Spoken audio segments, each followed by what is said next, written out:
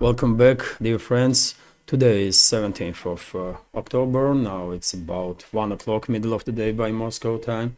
I'm Levan Gudadze, and this is my second news update for a day. There are plenty of news, so therefore, whenever it's situation like that, of course, I will make more updates. Although in general, I want to have one update in the morning on YouTube and Rumble, and one update in the evening on my Patreon and Boosty pages. But today I will have 3 updates, it seems like, and they are quite interesting developments and news that I like to share with you in this second update. And I will start with a short summary of the situation on Ukrainian battlefield, because while I was uploading first update, Russian media reported that Russian armed forces liberated settlement of Maximilianovka on South Donetsk sector of the front line, and this is a big deal. This is obviously a big deal because it seems like Russian troops are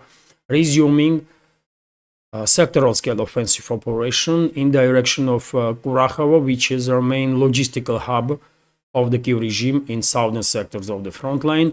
Few days ago, we had reports that Russian troops established control over the Ostrovskaya settlement on the northern eastern side of Kurakhovo, and now this report that Maximilianovka settlement is under full Russian control. And if that's the case, then most likely, even before end of this week, Russian troops probably will begin offensive on Kurakhovo itself, which is once again major logistical hub of Kiev regime in southern sectors of the front line. Also, we are receiving reports about improving positions of the Russian armed forces in Selidovo area, and Selidovo itself, as you can see, is in operational encirclement, and in Pokrovsk direction, Russian troops improving positions on a daily basis. Although, of course, we are not yet observing offensive operations on Pokrovsk Mirnograd agglomeration at this point, but I guess it will not take too long before Russian troops will begin offensive in this direction. Also, Russian troops further improving positions in Toretsk sector of the front line. Reports are coming in that Kiev regime's defense lines are beginning to collapse in Seversk direction. There are some unconfirmed reports about progress of the Russian armed forces in Perezdne, Zvanovka directions. Also, reports are coming in about progress of the Russian troops in Verkhnokamenskaya, Novoselovka direction. Seems like Russian DRGs are extremely active in these areas, and of course, many members of our community informed about Russian progress in Serebryanka, Grigorievka areas. At some point, about a week ago, reports were coming in that these two settlements were under full Russian control already. Although later on, information was corrected, and both these settlements were disputed between the sides, and now again reports are coming in that Kiev regime's defense lines are collapsing in this direction, and possibly today or in upcoming days both these settlements will become under full Russian control. Also, Seversk basically is about to end up in operational encirclement. Of course, it all depends on plans that Russian armed forces have in this direction, but progress is definitely there.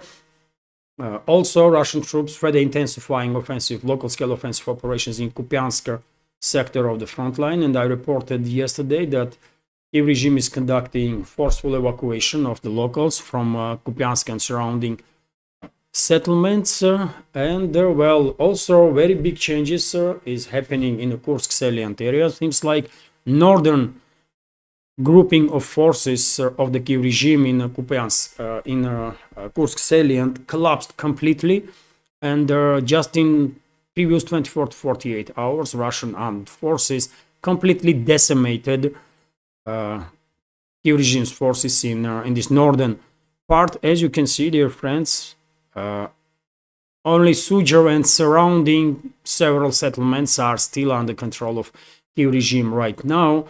And while Kiev regime's formations were retreating from the northern sectors, Russian troops were hunting these retreating formations, and very significant number of armored vehicles of the Kyiv regime were destroyed during this retreat. And this information, current situation in the Kursk salient, definitely confirms that most likely Ukrainian journalist and public figure Anatoly Shary, in exile, he lives in Spain, was correct when he stated, and I reported about it a couple of days ago, that Kyiv regime's formations receive order in the Kursk salient area to get ready for rapid withdrawal, and that's exactly what we are observing right now.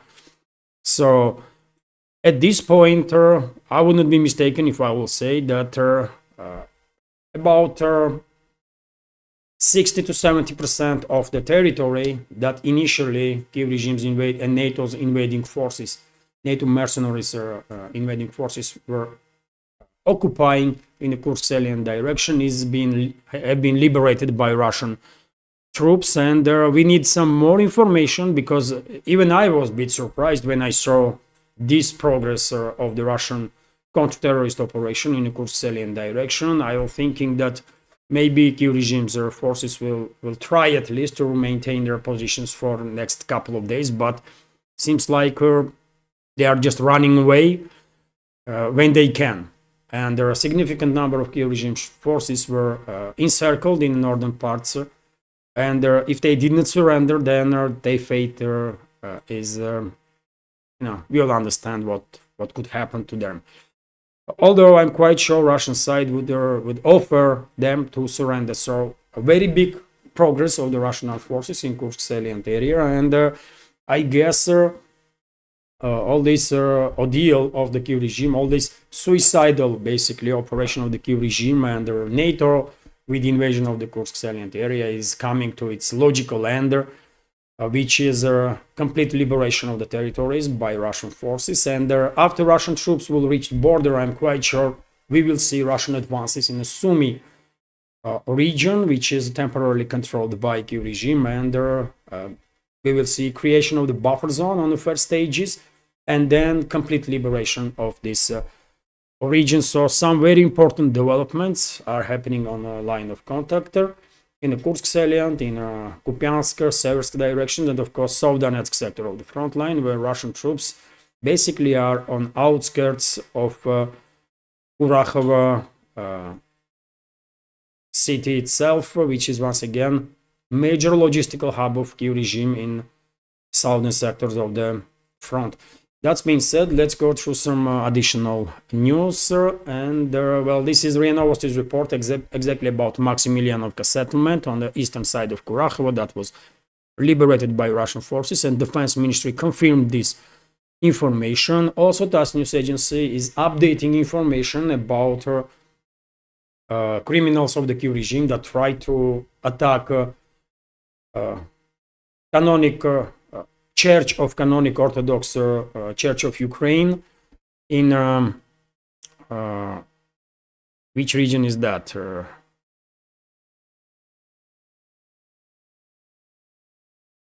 Cherkasy region, by the way.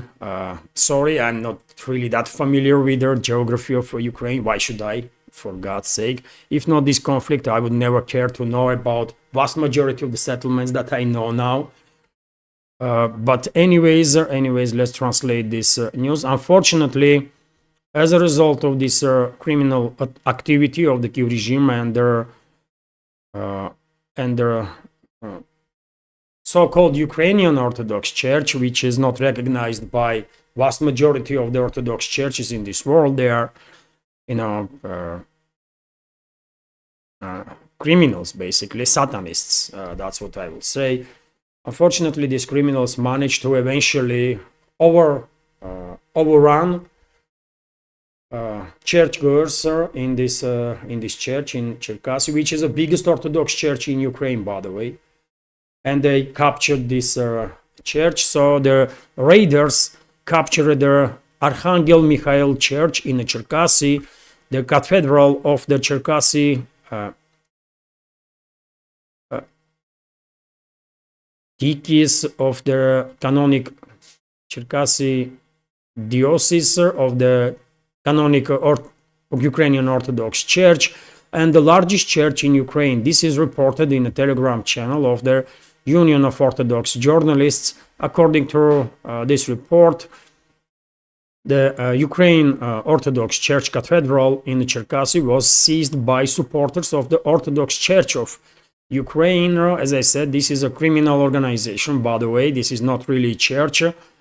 They break away from canonic church and are sect. They are operating like a sector. Only Patriarch of Constantinople and the Greek Orthodox Church recognize them as a true church. The rest of the Orthodoxy will never recognize them and should never recognize them because they committed their unforgivable sin, right?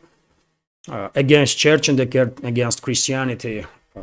So last night during their liturgy, about 100 unidentified men in camouflage and balaclavas broke into Archangel Michael Cathedral. They drove believers out of the church, took their phones away from them, did not allow them to take pictures, and tore down video surveillance cameras. One of the invaders opened fire with their gas pistols. Well, in the first updates today, I shared the video of this attack on the church, and unfortunately later on these criminals, these Satanists basically, overrun churchgoers, true Orthodox people there, and captured this church. This is assault on Christianity, by the way, what is happening on Kiev-controlled territory. Zelensky himself is not Christian, why would he care, right? But Zelensky's criminal regime, they are Satanists, by the way. They are Satanists, they are attacking Christians, they are attacking Orthodoxy. And I want to believe that names of every single criminal that did anything against Orthodox Christianity will be listed, and when time is right, they will be brought to the justice. Because these actions cannot be forgiven or forgotten. It's not possible. So therefore, they will pay price. They will pay heavy price for the crimes they committing. The Novosti is reporting, and once again, dear friends, it is. I mean, you tell me if I'm wrong, but I don't know. Maybe it is really time for residents of this former Soviet Republic to wake up and start rebelling against these Satanist forces that are in charge of Ukraine. Maybe it is time, because I mean, I don't know what they are waiting for, but Kiev regime took from them practically everything, right? Freedom of movement, freedom of speech, freedom of expression, freedom of religion, everything, literally. And the Kiev regime is taking their lives also by kidnapping people and throwing them into trenches on the front line, right? So if this is not enough for residents of Kiev-controlled territory to wake up, then I don't know what will be enough. I just don't know, man. What is wrong with those people, man? I mean, there is plenty of weapons in Kiev-controlled territory, isn't it? These forcefully mobilized people have weapons on their on their hands, man. If I was in that situation, I know what I would do. You know, even if I will die eventually, I will at least take out whatever number these Satanists I could take out, right? Anyways, let's continue. RIA Novosti is reporting that according to an article in Wall Street Journal, US is changing its training program for formerly Kiev regime pilots on F-16s. Let's translate this news also. And there will be some delays in deliveries of F-16s to Kiev regime, because first couple of batches of these planes were already delivered to Ukraine, and most likely already was flown at least a couple of times by NATO pilots, not the Ukrainian pilots, but NATO pilots, and they were destroyed. Majority of them on the ground. as a result of Russian long-range precise strikes. And according to reports that I see, at least 7 to 8 F-16s already being destroyed, and only one of them was shut down. And even then, it was a sort of friendly fire. A Patriot battery mistook this F-16 for, I don't know, maybe for Russian incoming missile, and they destroyed. The United States has changed their training program for Ukrainian pilots to fly F-16 fighter jets, as a result of which the process will slow down for many months. The Wall Street Journal newspaper writes, citing sources, the United States is reorienting the training of the Ukrainian pilots for the F-16s to younger cadets instead of experienced representatives of their Air Force. This decision could extend their deadline for Kiev to receive a full squadron of the Western aircraft ready for combat for many months. Even before this decision, it was unlikely that Ukraine would have received a full squadron of 20 F-16s and 40 pilots to fly them until spring or summer of the next year at best, the publication said. So I guess no more F-16s for Kiev regime anytime soon, and probably exactly because first couple of deliveries of F-16s went miserably bad for NATO, isn't it? Russia destroyed those F-16s on the ground, vast majority of them. Right, and there are, I guess, significant number of NATO pilots, NATO instructors, and NATO's personnel that was conducting maintenance of those planes. Also, dear friends, some more news. Let's go to the topics about Middle East. Commerçant newspaper is writing that IDF resumed its bombardment of the Beirut, capital of Lebanon, after a 6-day pause. And yesterday, southern parts of Beirut was heavily bombed. Although Israeli forces never stopped bombing other parts of the Lebanon, especially southern parts. And according to latest reports, by the way, 750,000 people already left southern Lebanon. They were forced to evacuate.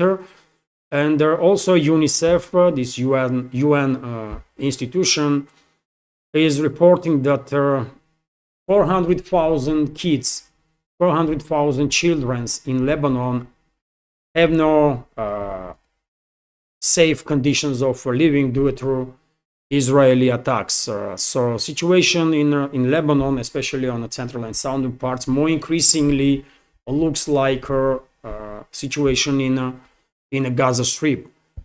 And if Israel is not stopped, then I'm afraid they're gonna turn Lebanon into that horror that had happened into, and still continues to happen, into Gaza. RT is reporting that US peacekeepers report another deliberate Israeli attack. So an Israel Defense Forces tank has fired at UN peacekeeping outpost in southern Lebanon, damaging watchtower and destroying surveillance equipment, the UN Intern Force in Lebanon said in a statement on Wednesday. So as you can see, dear friends, Israeli leadership of IDF, and there are a significant portion of the IDF itself, they are completely, they are losing it, right? Modern Israel looks like runaway train, and seems like they just have no care about anything at all. They are killing left and right everybody. There is no laws, nothing that can stop them. It seems like what we are talking about, if they are openly targeting UN peacekeepers. And they are, by the way, Italian, I believe, Irish peacekeepers in Lebanon, also peacekeepers from Sri Lanka, from Indonesia, from the global south also, and That's the reports that we are getting. And at least 5 peacekeepers already were wounded as a result of this Israeli attacks. Although, Western ruling class have no care about it. They are in support of any action that Israel conducts.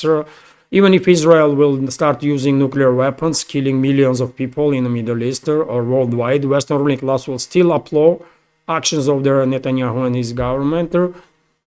It seems like, and in confirmation of that, we have this report from TASS that German Chancellor Scholz promised Israel new deliveries of the weapons.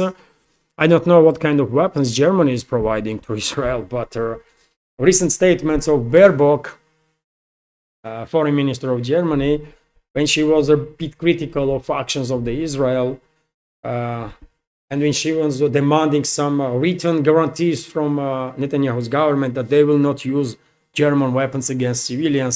That was all a show for domestic use in Germany, I guess. Chancellor of this, formally Chancellor of Germany, but in reality representative of the US occupying regime, Scholz is saying that Germany will provide Israel with whatever weapons they wish and can be provided.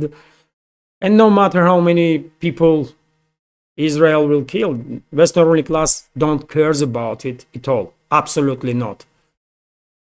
That's the true face of the Western ruling elites, by the way. And when I say they are mass murderers, I actually mean that. They are mass murderers. Western ruling class is participating in extermination of the civilians in Gaza Strip, in the West Bank, and now in Lebanon. And in Yemen also, by the way. In Yemen also, RT is reporting that US bombers pound targets in Yemen. US has used long-range bombers to strike 5 targets in parts of Yemen that are controlled by Houthi militant group. Defense Secretary Lloyd Austin said in a statement on Wednesday. The latest US bombing raid, as described by the Austin, involved the B-2 Spirit long-range aircraft and was aimed at the 5 underground weapon storage sites. The Defense Secretary described it as a unique demonstration of the United States' ability to target facilities that her adversaries seek to keep out of reach. What this strike from US is demonstrated is that Biden's administration have no care about lives of civilians, because I am 100% convinced, by the way, these B-2 bombers killed scores of civilians. That's all it is, man. Whenever you hear about some precise strikes from the West, you know they kill civilians. That's it, man. They are killing civilians left and right and have to be stopped. Western ruling class is an existential threat for humanity, by the way. And this is not exaggeration. These sick psychos, by the way, these psychopaths needs to be stopped.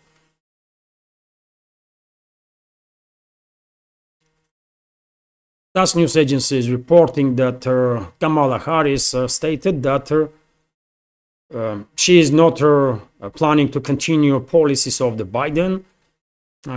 She argued that she has her own experience, she's a profi, and she has her own idea that can be bring to the table. And I can understand why she's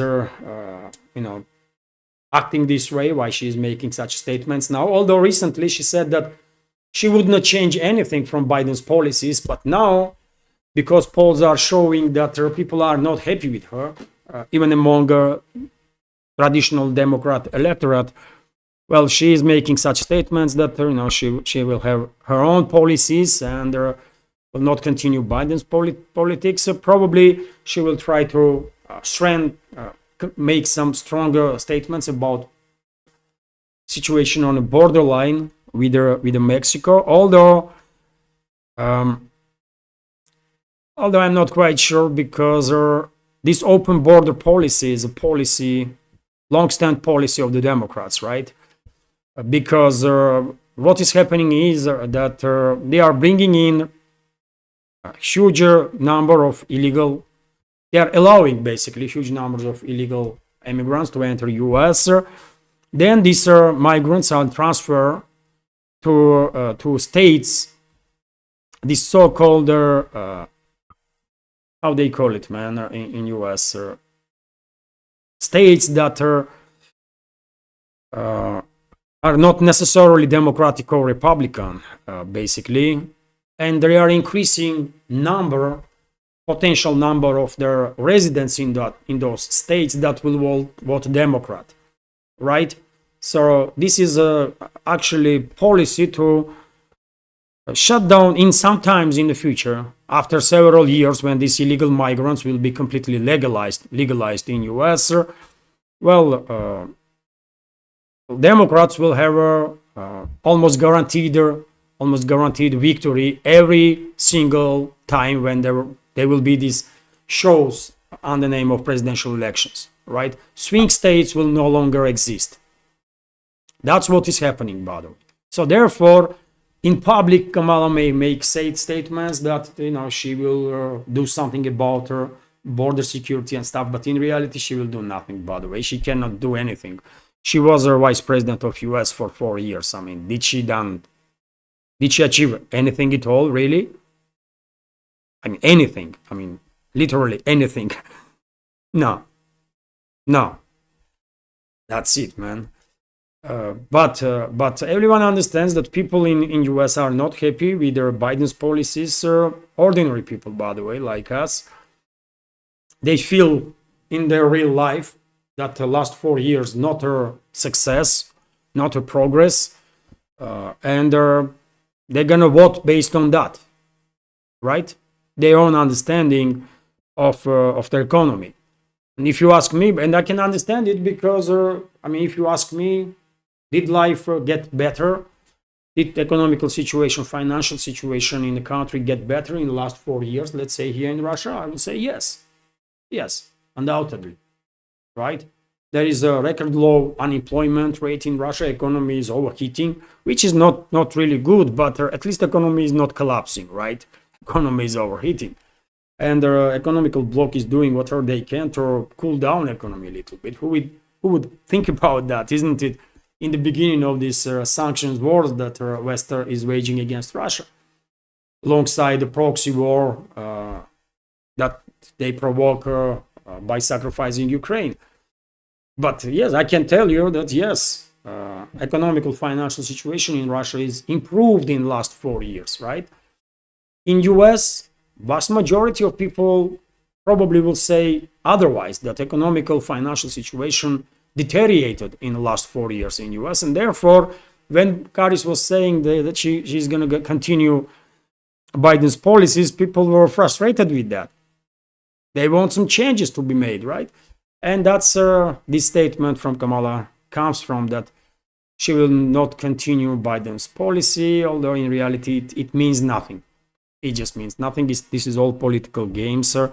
I'm not saying that Trump's presidency is going to be necessarily better for US citizens, but based on statistics, I mean, Trump already was a president, right? And from what I see, what I read on internet, economical situation in US was much better then than it is now.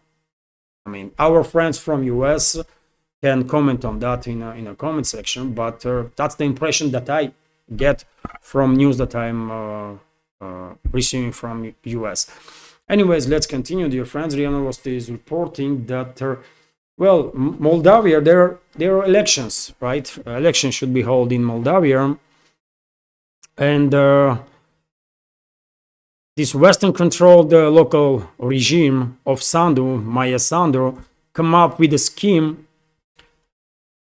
to downgrade level of opposition supporters, to minimize level of opposition supporters by not sending ballots to Russia, for example. This is one of the ways, right?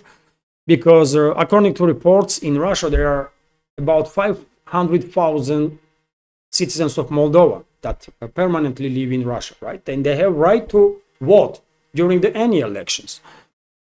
And only 10,000 ballots were sent to Russia.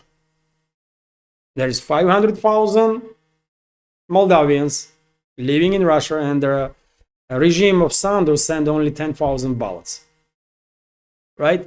So only 10,000 people can vote, right? If this is not breaking the law, if this is not illegal action, I will say even coup d'etat, by the way, because I mean Moldavia is not like don't have a billion citizens. Citizens of Moldavia like 3 million or something. So 500,000 is a lot. And they want to cut everyone, right? That will potentially vote for opposition there. So Moldavian citizens living in Russia submitted a petition to the Moldavian embassy in which, in particular, they demanded to recognize the upcoming presidential elections and the referendum on the European integration as illegal. Representatives of their diaspora told RIA Novosti the document, which is available to their agency, was signed by more than 2,000 people. It is addressed to the chairman of the Central Election Commission of Moldova, Angela Karaman, and their ambassador to Russia, Lilian Darly. Among their demands set out in their petition is an appeal to the Constitutional Court to check the actions of the President Sandu. And as I said, dear friends,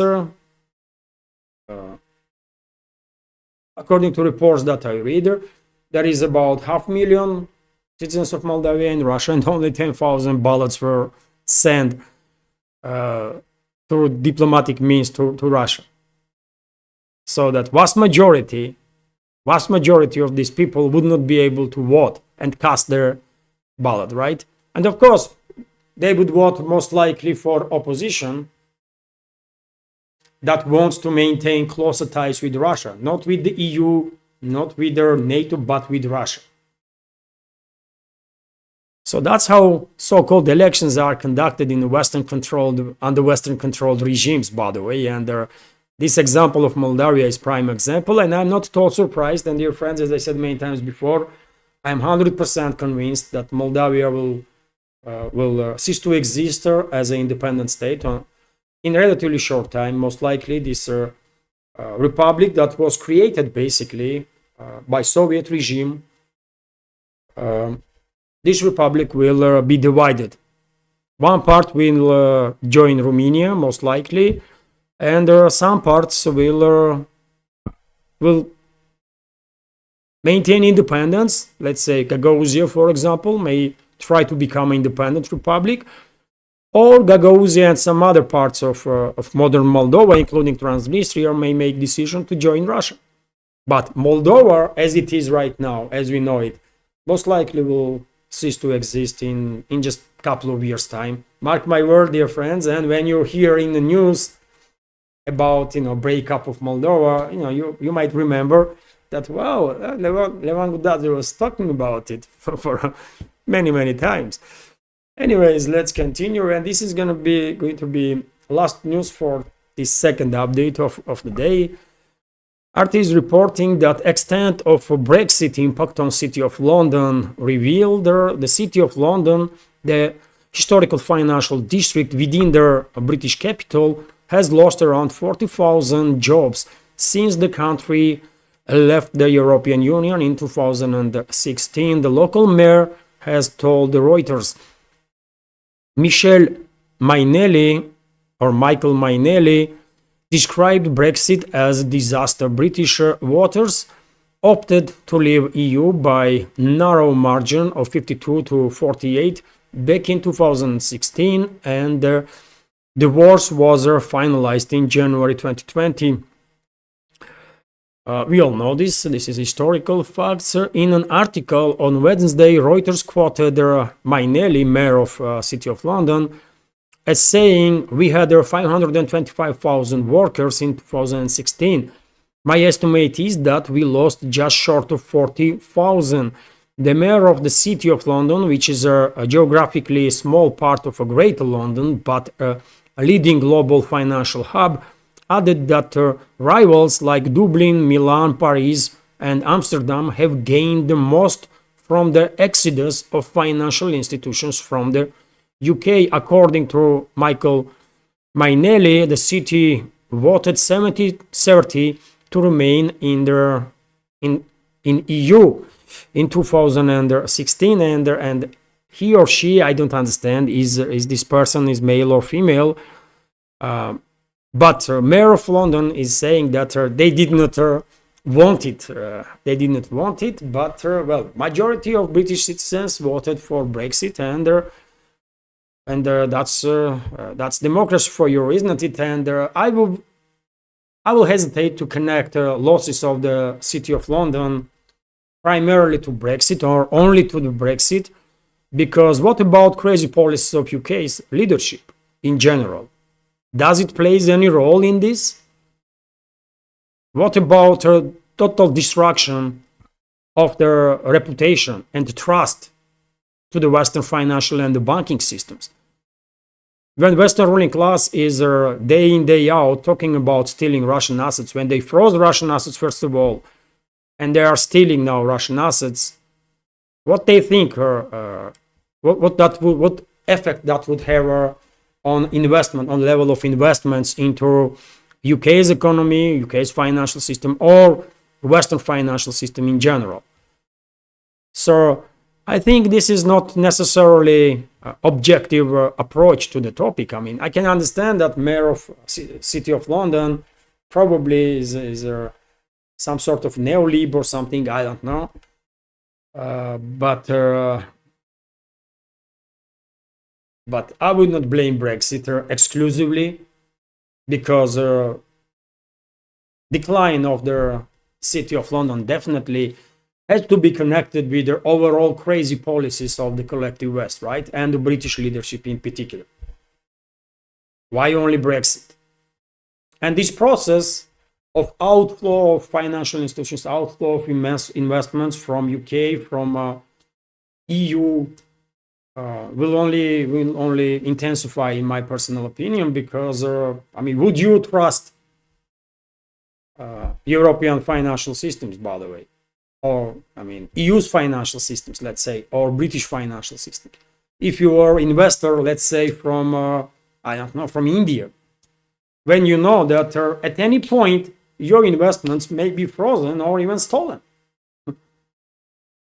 Probably you would hesitate to invest, right? And many others are doing the same.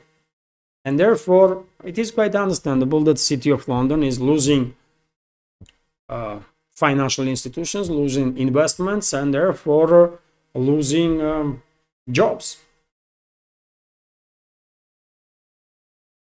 It is what it is, man. It is what it is. And I will end this update on that. Still, by the way, if employees, if people in the City of London that are working mainly in financial institutions think that they are worse off than Frankfurt or Milan, I mean, they probably are mistaken, because